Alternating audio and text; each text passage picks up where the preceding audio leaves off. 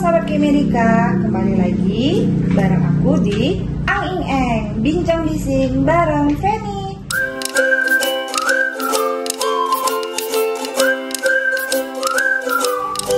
Bintang tamu kita kali ini ada Ibu Mei. Halo Bu. Halo. Nah, siapa kalian udah kenal sama Ibu Mei nih? Pasti udah kenal dong. Nah, tapi buat teman-teman yang belum kenal sama Bu Mei ini pimpinan dari Klinik Pratama Kemerika di Kota Jambi dan juga pimpinan dari usaha-usaha ibu yang lainnya ya Bu ya. Iya. Jadi buat teman-teman warga Jambi, kalau ketemu Bu Mei di mall atau di tempat ngopi boleh disapa-sapa ya Bu, mana tadi kasih diskon. Nah, Oke. kalau biasanya kita bahas soal kesehatan, kecantikan, dan treatment-treatment, kali ini kita bakalan bahas tentang maintenance waktu ibu Bu. Boleh nggak Bu kita tanya Bu? Boleh. Jadi dari ibu yang kegiatannya pasti super duper banyak banget setiap harinya, gimana Bu cara ibu maintenance waktunya supaya balance gitu Bu? Waktu yang apa nih? Waktu kerjanya atau semua waktu setiap hari gitu? Kalau ibu merencanakan misalnya hari ini dimulai dari bangun tidur sampai itu ya, okay. Boleh diceritakan sedikit Bu? Boleh. Kalau saya pribadi sih nggak ada yang spesial ya.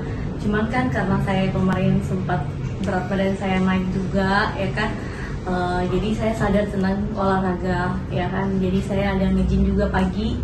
Bangun saya itu sekitar jam 5 biasanya itu ada doa pagi, dan saya ngantar anak-anak saya sekolah. Biasanya itu ada juga yang bantuin sih di rumah untuk yang nganterin anak sekolah. Cuma sebelum itu kan harus saya dulu doa pagi juga sama mereka.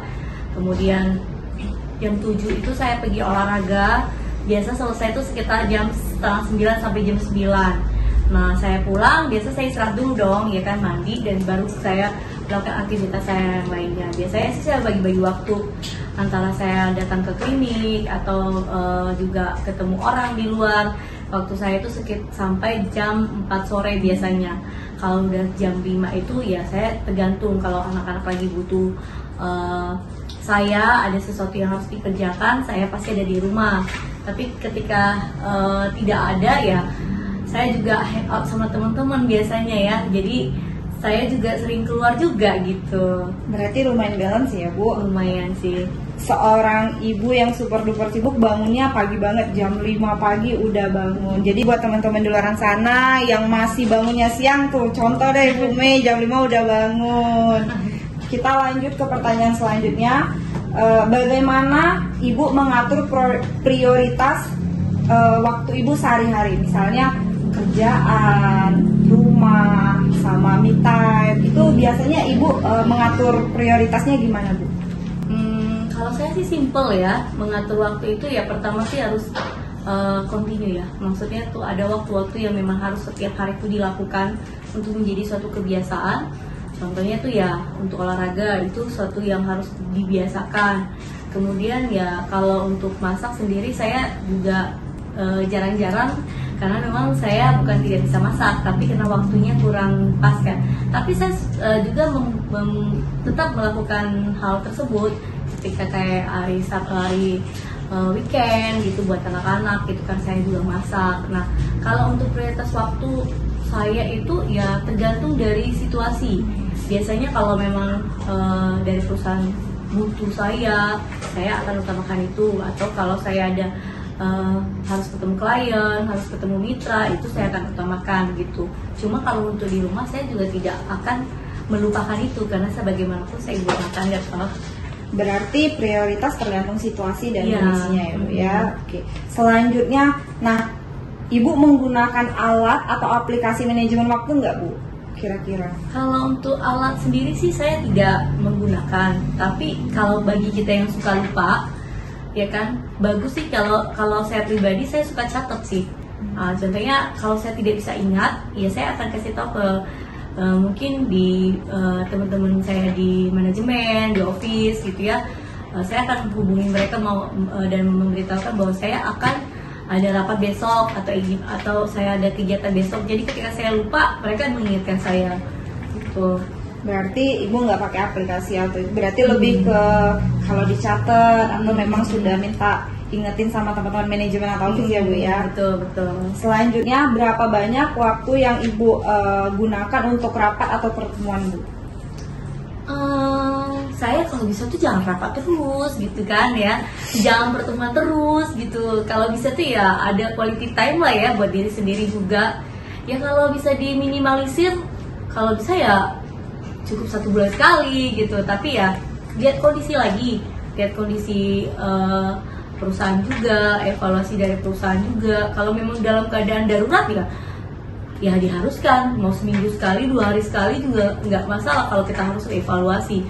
Tapi kalau seandainya tidak terlalu riskan ya kenapa harus tiap hari kita harus rapat gitu ya, kalau menurut saya gitu sih. Berarti kalau untuk jadwal rutinnya kalau bisa dibilang 1 bulan sekali cukup ya Bu ya? Iya dong, ngapain banyak, yang penting itu kan kerjanya, bukan soal meetingnya, bener gak sih? Oke, pertanyaan selanjutnya, apakah Ibu memiliki waktu untuk refleksi atau me time? Saya punya waktu untuk refleksi dan me time. Kebetulan mungkin banyak orang bilang ya, kalau kita sudah usaha, kita kan jauh dari banyak pergaulan, baik itu teman-teman, ya kan? Tapi ya itu dia, kita harus bisa memilih-milih gitu ya. Jadi kalau saya pribadi, saya tuh kalau lagi pingin jalan sama teman-teman tertentu, saya akan lihat circle yang mana yang bisa saya buat saya bisa mengekspresikan apa yang saya mau gitu. Nah kebetulan kalau untuk sahabat saya sendiri sih buat me time, buat jalan ya. Kalau saya nggak punya teman yang bisa saya ajak, mama mertua saya juga teman saya gitu kan. Seru banget. Jadi saya juga suka jalan, atau adik-adik saya gitu kan, itu juga teman-teman saya gitu. Tapi kalau untuk teman sahabat gitu ya, saya juga punya, cuman ya untuk lebih rincinya saya tidak milih-milih sih, kapan saya butuh siapa saja boleh. Berarti Ibu untuk waktu refleksi atau me time-nya itu bisa dibilang fleksibel juga ya Bu ya? Gitu. Jadi kalau memang sekiranya butuh me time nih. Iya. Dan saya orang introvert aslinya sih ya kan. Jadi saya suka sendiri juga. Kadang-kadang me time saya tuh di kamar tidur atau nonton mungkin ya kan. Kalau lagi kadang-kadang kita ada pernah bad mood ya. Ada rasa putus asa juga, rasa bingung gitu. Nah di saat-saat seperti itu saya suka diganggu sih. Biasanya saya suka ya udah, saya coba habiskan waktu saya sendiri. Saya coba untuk memikirkan ulang, evaluasi sampai dapat hasil. Kalau belum dapat hasilnya, saya biasanya tuh malas berkunjung gitu, malas dekat dengan orang, malas untuk ke kantor mungkin gitu. Karena kenapa? Biasa bad mood ya gitu. Jadi ujung-ujungnya karena saya bad moodan juga bisa mengakibatkan orang lain kena dampaknya. Nah itu yang saya selalu hindari sih kalau bisa. Akhir-akhir ini saya belajar untuk bisa menguasai diri saya sendiri, karena itu penting. Ibu lebih suka me time-nya itu lebih ke di rumah atau lebih suka bersosialisasi, misalnya ngopi, makan keluar, nonton? Lebih suka yang mana Bu? Sebenarnya ada 2 perbedaannya. Kalau kita nongkrong, ngopi, itu kan kita mencari link. Karena bagaimanapun kita tidak akan pernah bisa sukses tanpa teman ya kan.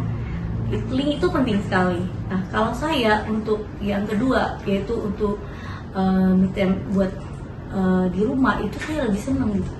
Karena saya bilang tadi, saya tuh sebenarnya saya suka sendiri gitu. Kalau bisa tuh gak usah keluar kamar deh, nonton YouTube dan lain sebagainya tuh udah puas gitu kan. Cuman ya tergantung dari kondisi dan keadaan juga. Kalau memang butuh teman ya udah jalan gitu. Tapi kalau mau butuh sendiri ya sendiri. Balik lagi kondisi ya Bu ya. Kondisi. Selanjutnya, bagaimana Ibu mengatasi gangguan atau penundaan? Misalnya Ibu udah ada waktu nih jam 2 mau meeting, tapi tiba-tiba nggak jadi. Itu biasanya Ibu mengatasinya gimana Bu? Gini loh, siapapun yang menjadi seorang pengusaha rata-rata itu perfeksionis, rata-rata, oke? Mereka itu tidak suka namanya tidak on time ya. Kalau namanya seorang pengusaha itu dituntut untuk on time. Kalau perlu tuh 15 menit sebelum orang itu datang, kita udah datang duluan. Itu berarti dia profesional, benar gak sih? Nah ketika itu contohnya terjadi hal yang tidak bisa diinginkan, tiba-tiba telat dari jadwal tadi ya, kita sebelum telat itu kita harus minta maaf dulu bisa nggak diundur gitu kan. Kalau seandainya dia tidak bisa, ya bagaimanapun caranya ya kita harus bisa mungkin ditunda hari berikutnya, atau ya ngalanya ya kita mungkin selesaikan dengan cepat. Oke, kita lanjut lagi. Apakah ibu memiliki tim atau asisten yang membantu ibu dalam manajemen waktu? Bagaimana mereka membantu ibu dalam tugas sehari-hari? Oke, kalau dibilang nggak punya asisten tuh bohong ya. Oke, kalau untuk di rumah saya punya asisten yang membantu saya di rumah gitu ya, baik untuk bantu ngurusin anak saya dan juga untuk bantu keseharian saya, itu pasti ada ya. Tapi kalau untuk saya pribadi, seperti asisten pribadi saya, dulu saya pernah ada gitu kan ya. Tapi menurut saya kenapa akhirnya saya memilih untuk tidak memiliki asisten pribadi? Karena menurut saya juga harus belajar untuk bisa mengatur waktu saya sendiri gitu. Dan kemudian kalau seandainya kita punya asisten itu resikonya banyak sih menurut saya. Satu, kita juga terlalu sayang nanti bahaya ya kan. Kemudian orang-orang terdekat kita tuh biasa pengkhianat ya kan. Jadi lebih baik kita gak usah punya asisten, dan kalau lebih mandiri lagi bagaimana cara kita bisa mengatur waktu kita sendiri sih gitu. Berarti untuk sekarang ibu belum punya lagi ya bu ya? Belum, masih lebih mandiri. Selanjutnya, bagaimana ibu mengatur cuti atau waktu libur? Biasanya ibu suka holiday kan? Nah ibu itu biasanya ibu mengaturnya gimana? Apa pas jadwal libur sekolah anak-anak, atau memang kayaknya 2 bulan sekali harus liburan, harus cuti, atau setahun sekali? Itu gimana cara ibu mengaturnya? Kalau di keluarga saya sendiri ya, kita udah tentukan tuh kapan kita harus libur. Untuk cuti, untuk jalan-jalan, mungkin untuk waktu buat anak ya kan. Itu salah satunya itu pas liburan anak sekolah. Kedua itu pas tahun baruan. Nah itu tuh wajib tuh, walaupun cuma keluar kota sedikit atau ke mana aja, nggak perlu harus ke luar negeri sih. Jadi kemana saja yang penting bisa bareng dan keluarga gitu. Berarti memang ibu biasanya menyesuaikan dengan waktu libur-libur yang seperti tahun baru, libur sekolah anak. Berarti lebih ke ya memang sesuai dari hari liburnya aja ya bu ya.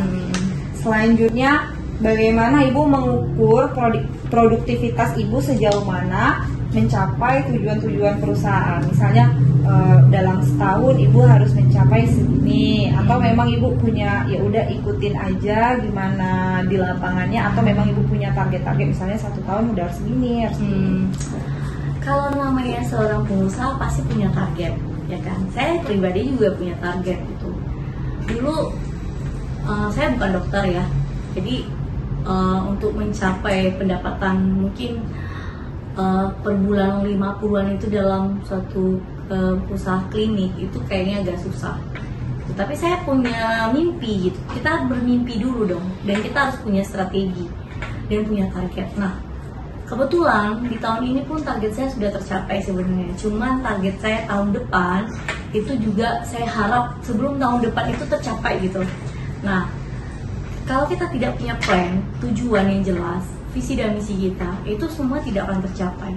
Makanya kita harus, kalau saya sih pakai metode Canva ya. Jadi plan-plan saya harus ngapain gitu ya di usaha saya itu saya sudah jelas.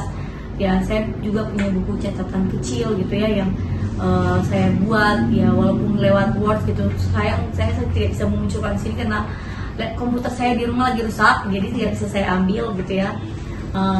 Ya kalau memang biasa menulis lewat artikel, mungkin artikel kita sendiri gitu kan, buat mimpi-mimpi target-target kita. Nah kalau saya sih setiap tahun itu saya buat target saya, jadi kira-kira ada 30 target saya dalam waktu 1 tahun, dan rata-rata biarpun hanya nanti 10 yang tercapai, entah 15 yang tercapai, tapi minimal tuh kita tahu bahwa ada target kita loh yang sudah tercapai. Hidup kita tuh gak sia-sia gitu. Karena kalau hidup kita sia-sia kan buat apa ya? Gitu sih kalau menurut saya. Berarti ibu punya targetnya per tahun. Berarti memang ada target-target yang memang harus dicapai. Satu kalimat yang dapat ditangkap di sini itu tadi Ibu bilang hidup kita supaya kita itu berpikir kalau hidup kita itu nggak sia-sia. Itu kata-katanya bagus banget Bu. Nah selanjutnya, apakah Ibu memiliki kebijakan tertentu dalam menjawab email atau komunikasi lainnya di luar jam kerja? Ya, sebenarnya gini, kalau saya pribadi itu saya nggak suka diganggu sih kalau lebih dari jam 10 malam sebenarnya.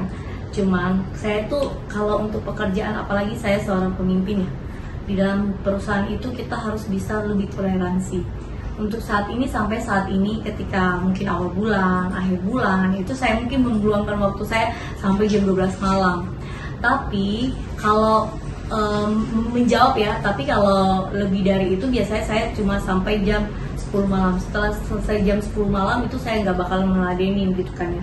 Dan kemudian kalau untuk jam istirahat saya pribadi itu karena saya juga trading ya, jadi saya kadang-kadang tidur sampai jam 2 pagi itu. Nah untuk karena saya udah tahu bahwa itu juga tidak baik untuk kesehatan, sekarang itu saya lakukan hanya 2 kali dalam seminggu. Nah jadi di saat-saat waktu yang panjang itu, daripada saya bengong gitu kan ya, kalau ada WA masuk ya kadang-kadang saya balas gitu. Tapi kalau di luar dari jam itu saya tidak akan membalas untuk WA gitu. Berarti kalau mau berkomunikasi dengan Ibu batasnya jam 10 ya Bu ya. Kalau lewat dari itu mungkin udah kurang profesional. Iya, ya. betul. Nah, sekian mungkin pertanyaan dari kita kali ini. Ibu ada kata-kata Bu buat teman-teman di luar sana buat lebih semangat, mungkin kan Ibu aja yang bisa dikatakan udah sukses ya Bu. Sukses belum dong, masih perintis. Ya lumayan sukses lah Bu. Nah mulai harinya aja dari jam 5 pagi. Nah di luar sana teman-teman yang ibaratnya masih berjalan nih, bahkan belum sampai berjalan, bangunnya masih siang-siang, itu kan gimana Bu? Itu coba boleh dikasih dulu Bu kata-kata biar semangat Bu. Oke. Pertama, jadilah diri sendiri. Yang kedua, jangan pernah memilih namanya pekerjaan. Kerjakan sesuai dengan apa yang kamu bisa kerjakan. Dan jangan pernah katakan tidak bisa dalam melakukan apapun, karena sebelum kamu mencoba, kamu tidak tahu kekuatan dan kehebatan dirimu. Dan investasilah leher ke atas supaya kamu punya value. Ketika kamu bisa menghargai diri kamu sendiri, kamu akan dihargai oleh orang lain juga. Itu aja kata-kata dari saya. Terima kasih. Boleh Bu, K-Medika. Sehat Sehat selalu bersama kami. Bye-bye. Bye.